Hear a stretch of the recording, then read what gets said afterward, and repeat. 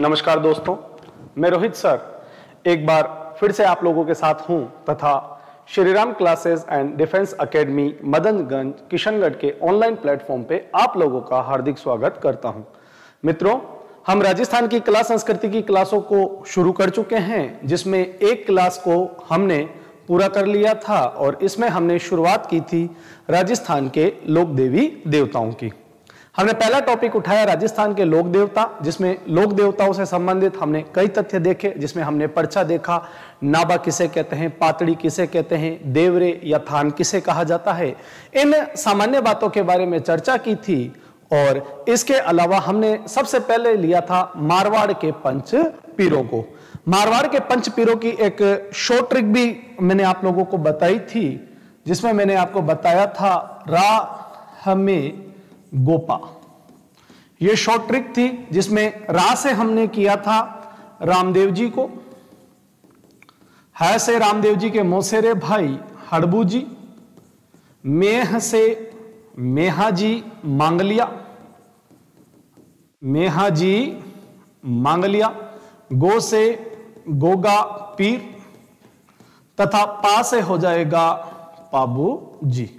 ये ट्रिक हमने देख ली थी और इसके बाद में हमने कंप्लीट कर लिया था यहां पर रामदेव जी को। रामदेव जी से संबंधित जितने भी कंसेप्ट थे वो सारे हमने क्लियर कर लिए।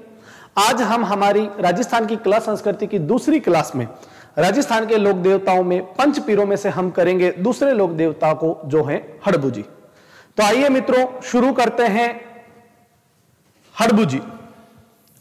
हड़बू जी को शकुन शास्त्र का ज्ञाता कितनी ही बार पूछा जा चुका है कि निम्नलिखित में से शकुन शास्त्र का ज्ञाता किसे कहा जाता है। तो हड़बू जी को शकुन शास्त्र का ज्ञाता, इन्हें वचन सिद्ध पुरुष, योग सन्यासी, वीर योद्धा आदि उपनामों से जाना जाता है। जन्म की अगर मित्रों हम बात करें तो इनका जन्म भुंडेल ग्राम नागौर में हुआ था। याद रखना है मित्रों, जन्म कहां हुआ? भुंडेल ग्राम नागौर में। पिता महाराज मेहाजी सांखला, राजपूत वंश से संबंधित थे सांखलाओं से। तो पिता कौन है? महाराज मेहाजी सांखला। माता की बात करें सौभाग्य देवी या सौभाग्य दे इनकी माता। इनके गुरु भी रामदेव जी की तरह कौन थे? बालीनाथ जी। गुरु कौन है? बालीनाथ जी। बालीनाथ जी के बारे में हम चर्चा कर चुके हैं कि बालीनाथ जी की जो प्रधान पीठ है वो जोधपुर की मसूरिया पहाड़ी पे उनका स्मारक बना हुआ है, जहां पे कुष्ठ रोगों का इलाज होता है। तो बालीनाथ जी हड़बू जी के भी गुरु थे और रामदेव जी के भी गुरु थे, यह बात हमको याद रखनी है। इनके वाहन की अगर बात की जाए तो इनका जो वाहन है वो सियार है, अर्थात लकड़ी की एक गाड़ी है, जिसे छकड़ा गाड़ी भी कह सकते हैं या बैलगाड़ी भी कह सकते हैं। इस वाहन का प्रयोग हड़बू जी अपंग गायों के लिए चारा लाने हेतु करते थे। तो इनका वाहन भी हमें याद रखना है कि इनका वाहन जो है वह क्या है? सियार। इनके जो पुजारी होते हैं वह राजपूत सांखला होते हैं। इनके पुजारी राजपूत सांखला होते हैं। आगे चलते हैं दोस्तों। अगर हड़बू जी का प्रधान मंदिर पूछा जाए तो बेंगटी गांव फलूदी जोधपुर में स्थित है। इनका जो प्रधान मंदिर है वह कहां है? बेंगटी गांव फलोदी जोधपुर में, जिसका निर्माण 1721 ईस्वी में महाराजा अजीत सिंह के द्वारा करवाया गया था। इस मंदिर का निर्माण किसके द्वारा? तो 1721 में महाराजा अजीत सिंह के द्वारा। नोट लगा के वेरी वेरी इंपॉर्टेंट फैक्ट को देखना है, हड़बू जी के मंदिर में किसी मूर्ति की पूजा नहीं होती है। इनके जिस वाहन की बात हमने की है सियार की, उसी बैलगाड़ी या सियार की पूजा होती है, जिसमें यह अपंग गायों के लिए चारा भरकर लाते थे। तो सीधा सीधा पूछे कि राजस्थान के वह लोक देवता जिनकी कोई भी मंदिर में मूर्ति नहीं है तथा केवल उनकी लकड़ी की गाड़ी की पूजा की जाती है, ऐसे लोक देवता कौन है? तो हड़बू जी ऐसे लोक देवता हैं। हड़बू जी बाबा रामदेव जी के मौसेरे भाई थे। पूछे कि पंच पीरों में से वह लोक देवता जो मौसेरे भाई हैं निम्नलिखित में से कौन है? तो रामदेव जी और हड़बू जी, दोनों के गुरु भी एक ही हैं, बालीनाथ जी।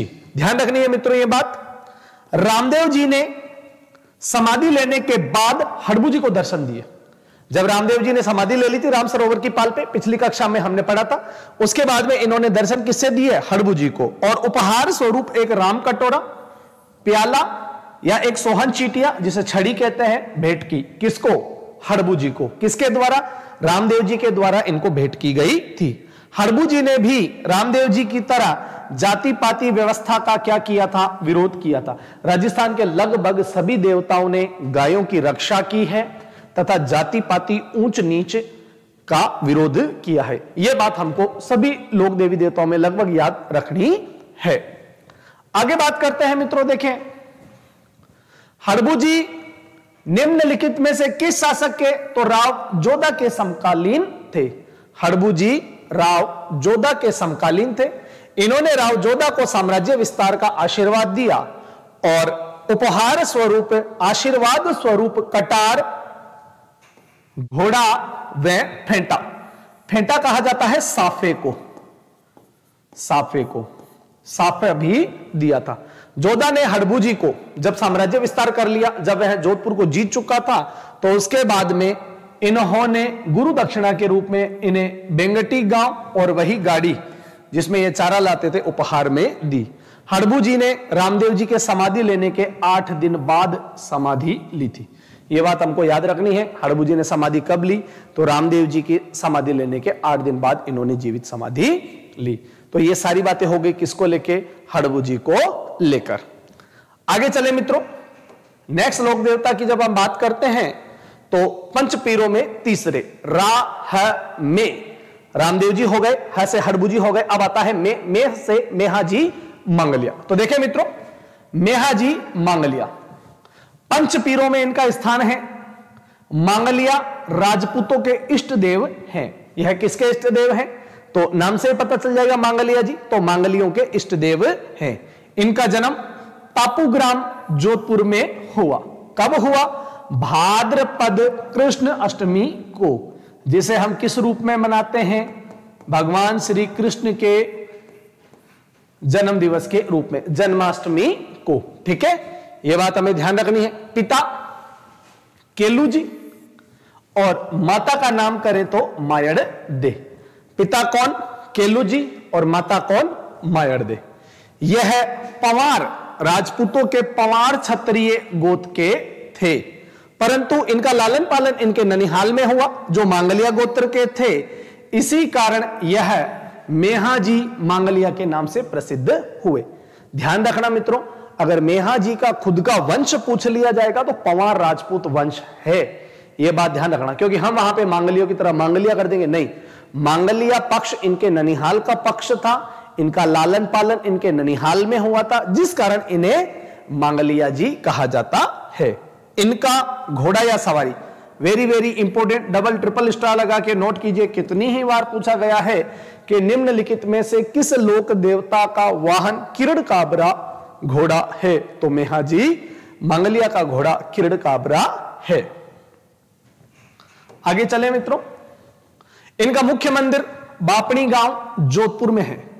इनका मुख्य मंदिर कहां है? तो बापणी गांव जोधपुर में, जहां प्रत्येक भाद्रपद कृष्ण अष्टमी यानी कि जन्माष्टमी को मेला भरता है। पूछे कि मेहाजी मांगलिया का मेला कब भरता है? तो भाद्रपद कृष्ण अष्टमी को इनका मेला भरता है। इन्होंने अपनी धर्म बहन पाना गुजरी कहां की थी? पुष्कर की। किंवदंतियों के अनुसार कहते हैं कि एक बार यह अपनी माता के साथ पुष्कर सरोवर आए थे और यहीं पे पाना गुजरी को धर्म बहन बनाया। तो इन्होंने अपनी धर्म बहन पाना गुजरी की गायों की रक्षा करते हुए किससे लड़े? तो जैसलमेर का रणंगदेव इनकी बहन की गायों को ले गया और इसी रणंगदेव भाटी से इनकी गायों को, पाना गुजरी की गायों को मुक्त करवाते हुए यह युद्ध में वीर गति को प्राप्त हुए। यह बात हमें ध्यान रखनी है मित्रों। तो यह वीर गति को प्राप्त कैसे हुए? तो पाना गुजरी जो इनकी धर्म बहन है, उसको रणंगजी भाटी जो जैसलमेर का है, गायों को मुक्त कराते हुए यह वीर गति को प्राप्त हुए। मेहाजी की पूजा करने वाले भोपे वंश वृद्धि नहीं करते। ध्यान रखना, कंवारे रहते हैं, वंश वृद्धि नहीं करते तथा गोद लेकर वंश चलाते हैं। यह बात हमें ध्यान रखनी है। तो निम्नलिखित में से किस लोक देवता के भोपे वंश वृद्धि या पुजारी वंश वृद्धि नहीं करते, तो मेहाजी मांगलिया की। तो यह बात हो गई मेहाजी मांगलिया को लेकर। आगे बात करते हैं मित्रों हमारे अगले लोक देवता के बारे में, जो हैं गोगा जी। सभी जानते हैं गोगा जी के बारे में। तो देखें गोगा जी को किन किन उपनामों से, तो इन्हें नागराज का अवतार, इन्हें सांपों का देवता, इन्हें गोगा पीर कौन कहते हैं, इनके मुस्लिम भक्त। कौन से मुस्लिम भक्त, तो कायम खानी मुस्लिम भक्त। यह बात भी ध्यान रखनी है मित्रों, कायम खानी मुस्लिम भक्त, इन्हें क्या कहते हैं, गोगा पीर। इन्हें जाहर पीर, महमूद गजनवी से जब इन्होंने युद्ध किया था तो इनकी वीरता को देखते हुए महमूद गजनवी ने इन्हें जाहर पीर की उपाधि दी थी। जन्म की बात करें तो इनका जन्म 946 ईस्वी, विक्रम संवत की बात करेंगे तो क्या कर देंगे, वही +57। तो 946 ईस्वी में इनका जन्म हुआ। विक्रम संवत पूछे तो 1023 ईस्वी में इनका जन्म हुआ। कब, भाद्रपद कृष्ण नवमी को, यानी कि हड़बू से एक दिन बाद। तारीख एज इट इज नहीं, केवल महीना एज इट इज। ठीक है, ध्यान रखना। स्थान कहां पे है, तो चूरू के ददरेवा नामक स्थान पर इनका जन्म हुआ था। कौन से परिवार में, तो ये नागवंशीय चौहान परिवार से संबंधित थे। पिता जेवराज जी चौहान, जिन्हें जेवर जी भी कहा जाता था, और माता का नाम था बांछल देवी। ठीक है, पिता कौन, जीवराज जी चौहान, जिन्हें जेवर जी कहा जाता था, माता बांछल देवी। आगे बात करते हैं मित्रों, इनकी पत्नी कौन, केलम दे। पत्नी कौन है इनकी, केलम दे, जो कहां की, तो बूढ़ो जी राठौड़ की पुत्री, जो जोधपुर के ही कस्बे के थे, बूढ़ो जी राठौड़ की पुत्री थी केलम दे। केलम दे से एक घटना भी है गोगा जी की, कि गोगा जी जो हैं वह गोरखनाथ जी से सांपों को मोहित करने की दीक्षा इन्होंने ली थी। सांपों पे शक्ति प्राप्त थी इनको।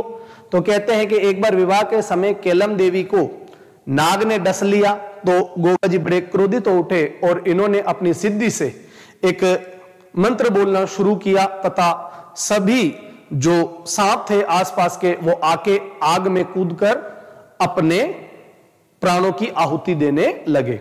जब इस बात का पता नागों के देवता तक्षक को चलता है, तो वह फिर आता है और वहां गोगा जी से माफी मांगता है, और गोगा जी की पत्नी का केलम दे का जहर चूसता है और उसे वापस प्राण प्रदान करता है। तब गोगा जी उन सांपों को क्षमा करते हैं। तो यह घटना संबंधित है गोगा जी की पत्नी केलम दे से। तो गोगा जी का विवाह किससे हुआ था मित्रों, केलम दे से। पुत्र की बात करें तो इनके पुत्र हैं केसरिया कुंवर। इनके पुत्र कौन है, केसरिया कुंवर। गुरु की बात करें तो गोरखनाथ जी से इन्होंने क्या ली थी, दीक्षा। तो इनके गुरु कौन हो गए, गोरखनाथ जी। वाहन की बात करें तो नीली घोड़ी, जिसे गोगा बप्पा के नाम से भी जाना जाता है। गोगा जी की पताका या ध्वज या इनका जो झंडा है वह निशान कहलाता है। गोगा जी का झंडा क्या कहलाता है, निशान। प्रतीक चिन्ह की बात करें तो भाला लिए घुड़सवार, है ना, भाला लिए घुड़सवार या अश्वरोही व्यक्ति जो भाला लिए हुए है, या फिर चौकी के ऊपर सर्प का निशान भी गोगा जी का प्रतीक है। गोगा जी के मंदिरों को मेड़ी कहा जाता है। गोगा जी के मंदिरों को क्या कहा जाता है, मेड़ी। गोगा जी के प्रमुख मंदिरों की अगर मित्रों हम बात करें तो देखिए गोगा जी के प्रमुख मंदिरों में पहला मंदिर आता है ददरेवा चूरू में।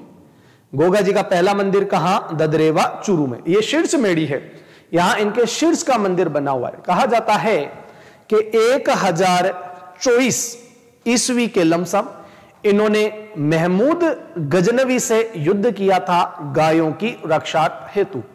इनके दो मौसेरे भाई थे अर्जन सर्जन, जिन्होंने जमीन के बंटवारे को लेकर सभी गायें महमूद गजनवी को दे दी। जब यह बात पता चलती है गोगा जी को, तो गोगा जी अपने 47 पुत्र व 60 भतीजों के साथ, 47 पुत्र व 60 भतीजों के साथ 1100 की सैनिक टुकड़ी लेके सतलज नदी को पार कर महमूद गजनवी से लड़ने गए। महमूद गजनवी से युद्ध किया और इसी युद्ध के अंदर यह वीर गति को प्राप्त हुए। इनकी बहादुरी को देखते हुए महमूद गजनवी ने इन्हें जाहर पीर की उपाधि दी, परंतु युद्ध के अंदर इनका सिर जाकर कहां गिरा, तो ददरेवा चूरू में गिरा, जो इनका जन्म स्थान भी है। तो ददरेवा चूरू में जहां इनका सिर जाकर गिरा, उसी स्थान पर शीर्ष मेड़ी है, शीश की मेड़ी है, शीश का मंदिर बना हुआ है, जहां भाद्रपद कृष्ण नवमी को मेला भरता है। तो इनके मंदिरों में प्रमुख मंदिर, शीर्ष मंदिर की जब बात की जाएगी तो शीर्ष जो मंदिर है वो ददरेवा चूरू में स्थित है। नेक्स्ट इनका मंदिर गोगामेड़ी, जो हनुमानगढ़ में स्थित है। यह धड़मेड़ी है, क्योंकि युद्ध यहीं पे हुआ था, तो इनका जो धड़ है, इनका जो शरीर है बिना सिर का, वो यहीं गिरा, इसलिए इसे धड़मेड़ी या धुरमेड़ी के नाम से जाना जाता है। इस मंदिर की जो आकृति है वह कैसी है, मकबरे नुमा है। और इस मंदिर का निर्माण, वेरी इंपॉर्टेंट, कितनी ही बार पूछा जा चुका है, किसके द्वारा करवाया गया, तो फिरोज शाह तुगलक के द्वारा इनके धुरमेड़ी का निर्माण करवाया गया। ठीक है, यह बात ध्यान रखनी है। इसको वर्तमान स्वरूप महाराजा गंगा सिंह के द्वारा दिया गया। धुरमेड़ी के मुख्य द्वार पर बिस्मिल्लाह लिखा हुआ है, यह बात भी हमको याद रखनी है।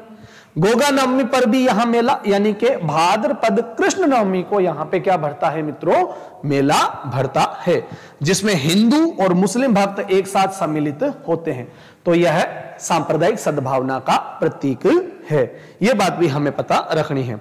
धुरमेड़ी के समीप ही गोरख तालाब, ध्यान रखना मित्रों, धुरमेड़ी के समीप ही क्या है, गोरख तालाब, और इनके गुरु गोरखनाथ जी का तपस्या स्थल भी यहीं पर बना हुआ है, जिसे नौलाब बाग कहा जाता है। क्या कहा जाता है, नौलाब बाग। यह सवाल अभी कई एग्जामों में पूछा गया था कि गोगामेड़ी के चारों ओर बसे जंगल को क्या कहा जाता है। राजस्थान पुलिस कांस्टेबल में भी पूछा था कि पणी या रोपण क्या होता है, तो गोगामेड़ी के चारों ओर जो बना जंगल है वह पणी या रोपण कहलाता है, जिसे गोगा जी की पणी कहते हैं, या इसे जोड़ भी कहा जाता है। तो वेरी इंपॉर्टेंट, डबल स्टार लगा के नोट कीजिएगा कि गोगा जी की मेड़ी के चारों ओर बसा हुआ जंगल क्या कहलाता है, तो गोगा जी की पणी रोपण कहलाता है, या इसे जोड़ कहा जाता है।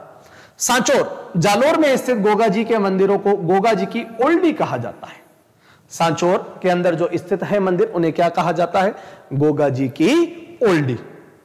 1024 में गोगा जी ने महमूद गजनवी से, अभी बता दी थी मैंने आपको बात, से युद्ध किया, वे वीर गति को प्राप्त हुए, और गजनवी ने ही इन्हें क्या दी है, जाहर पीर की उपाधि दी है।